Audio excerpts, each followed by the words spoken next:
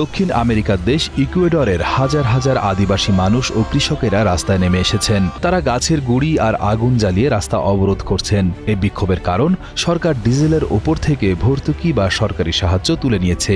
এর ফলে ডিজেলের দাম প্রতি গ্যালনে $180 থেকে বেড়ে $280 হয়ে গেছে। বিক্ষোভকারীরা বলছেন ডিজেলের দাম বাড়লে সবকিছুর দাম বেড়ে যাবে, কারণ ট্রাক বা বাসে পণ্য পরিবহন এবং কৃষিকাজের খরচও বাড়বে। এতে সাধারণ মানুষের জীবনযাত্রা কঠিন হয়ে পড়বে।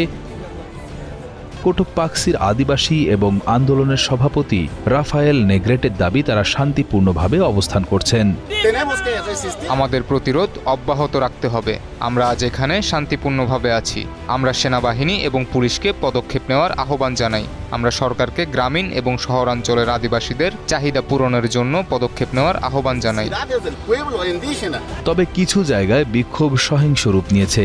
দেশটির উত্তরের ওটাভালো শহরে বিক্ষোভকারীরা একটি পুলিশ স্টেশনে আগুন ধরিয়ে দেয় এবং বাইরে থাকা গাড়িতে আগুন দেয়। পুলিশ ও সেনাবাহিনী কাঁদানে গ্যাস ছুড়ে বিক্ষোভকারীদের ছত্রভঙ্গ করার চেষ্টা করে।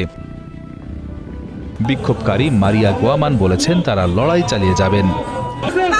আমরা শেষ পর্যন্ত লড়াই করব। প্রথমত আমাদের ভূখণ্ডের জন্য, আমাদের জলাভূমির জন্য, আমাদের জলের জন্য, আমাদের খাদ্য ও সার্বভৌমত্বের জন্য এবং জীবনের জন্য।